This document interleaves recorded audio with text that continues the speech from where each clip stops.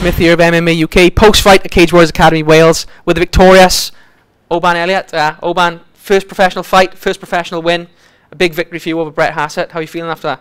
I'm elated, mate. It's the whole experience was a bit overwhelming, I will admit. You know, you're on the poster. I seen the poster before the Grand Prix final. I seen, Shaky showed me the poster, and I was on the big fuck at the top. I was thinking, shit, that's it's a big deal. Like, it was a lot to take in because I just come off the back of that Grand Prix final, and then they were chucking names out there for my first fight, and I always thought I could beat people like Brett Hassett, but then they said, yeah, you're fighting Brett Hassett, and I thought, all right, Sam. 4-4 is a big fight for your first occasion. Yeah, I think, and I was looking around all the other pros on the scene, and no one's taken a fight that big as their first professional fight, and it was an honour to be considered somewhat a favourite, or it was going to be a good fight, considering he's had 8 professional fights, and it was my first. It's an honour to share the cage with a bloke like that for my first fight. Like.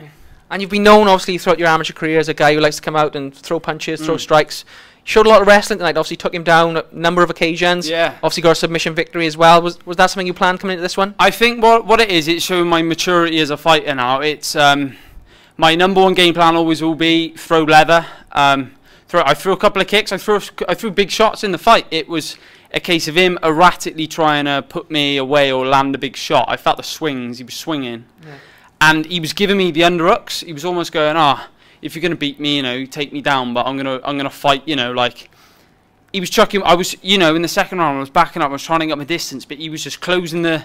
If that was boxing, they come to a clinch, the ref would break. Yeah, yeah. It's a sloppy way of fighting, and obviously that was his game plan, because he knows I'm obviously quite tidy there. So my maturity as a fighter, I was cool, composed, and I just reacted on the fly. And the takedowns, I felt.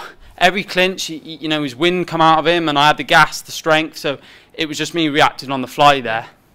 And you come over to Ebervale again now, second time you've been over. Yeah. You brought a big support again. Is Ebervale becoming like a second home for you now? Oh, I'd love to fight here again. I'd love to keep. I'd love to headline the next Academy Wales card. I think it was like a joint headliner tonight. Me as my first professional fight, I was like one of the main attractions here, which is an honour. So I'd love to keep coming back here. Yeah. And the question everyone wants to know now. As we said before, a big win for your first out on a professional fight. What's next for you now? Where do you stand, and where do you feel your level is at in this division? A stacked lightweight division in Cage Warriors as well. Well, where do you think my level lies with that? You know what I mean? It's a difficult question. I mean, there's a lot of good fighters, but you've just beaten a really good one on your first performance. Yeah, so I just fought Brett Hassett. A fighter like you take, a 4-4 eye level guy like that, 4 fights in. So I think I'm in the mix. So I'd love to get on that 104 card and make a big statement there.